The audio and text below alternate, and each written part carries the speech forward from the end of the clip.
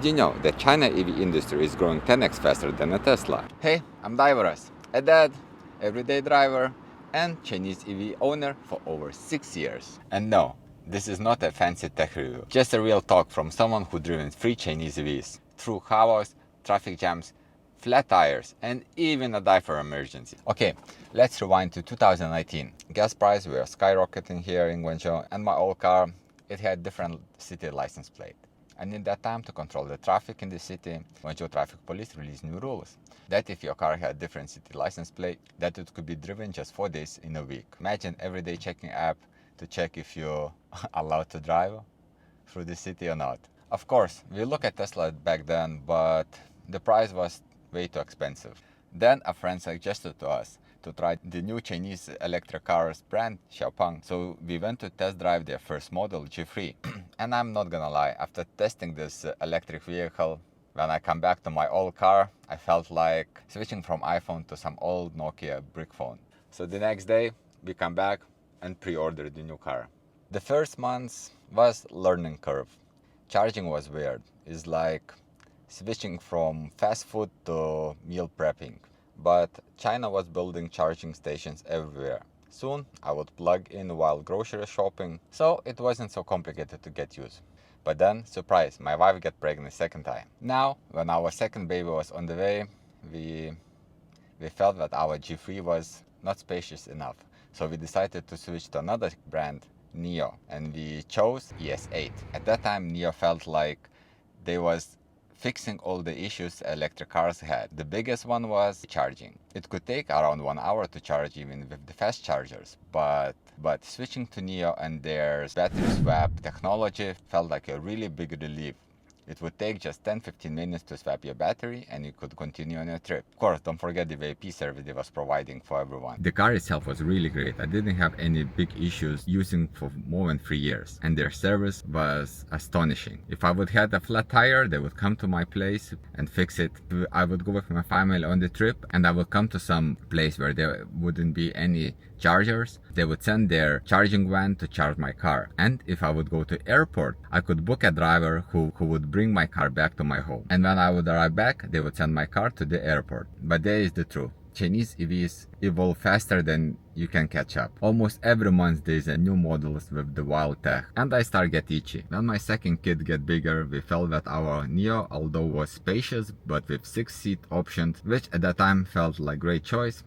Whenever we go out more than 4 people to travel, it will be actually less space to put stuff in the back. And also, whoever would sit in the back at longer trips would start to feel sick. So at that moment, we start looking for the other options. And here in China, there is a bunch of them. Personally, it was even overwhelming thinking of which car to choose. But at the end, we settled with 2 options, NIO ET5 or Xpeng G6. After long consideration, we chose G6.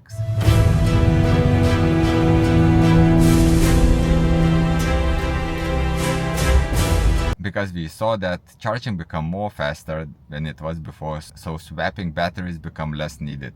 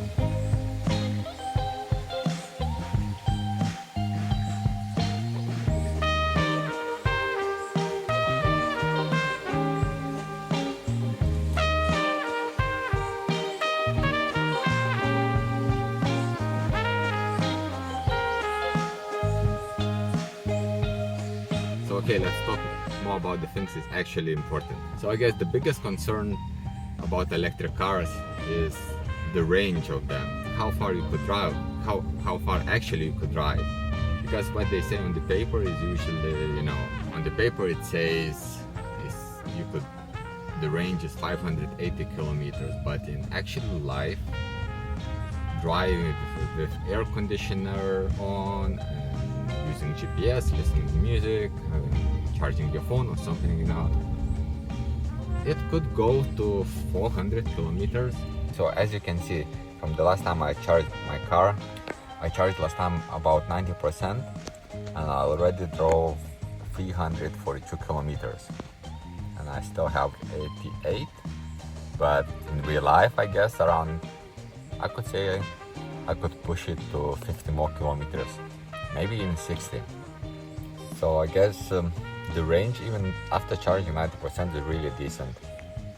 I think I could really confident say, like, if you charge up car to 100%, you could easily drive like 400 kilometers. And I was driving with the AC on, GPS, using everything, not like, you know, trying to save the batteries, like comfortable driving, everything. So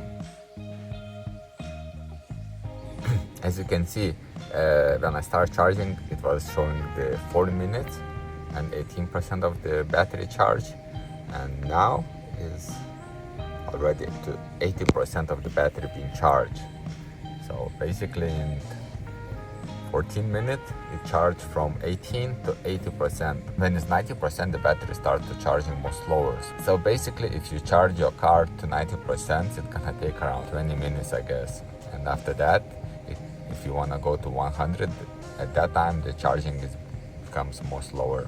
Comparing to the gas, the distance you could drive is not the same, of course, but if you're living in the city and using as your daily car for the basics and with family and time by time having some longer trips, I think is the perfect, because the biggest idea now is the fast charging. And I'm not gonna talk about self-driving because personally never used this one, although they in test drives show up something, but I'm not interested in this one personally, because firstly I enjoy driving myself. Second is, usually when I'm driving, I have family in my car, so I wouldn't risk still. Although the Xpeng is one of the brands that they offer you free autonomous driving, because as previous I was owning ES8, Neo ES8.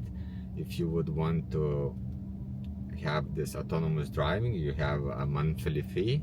I hear about Tesla is something similar, and about another brand I'm also not 100% sure, but Xpeng is one of the brands that they offer it without any monthly payments.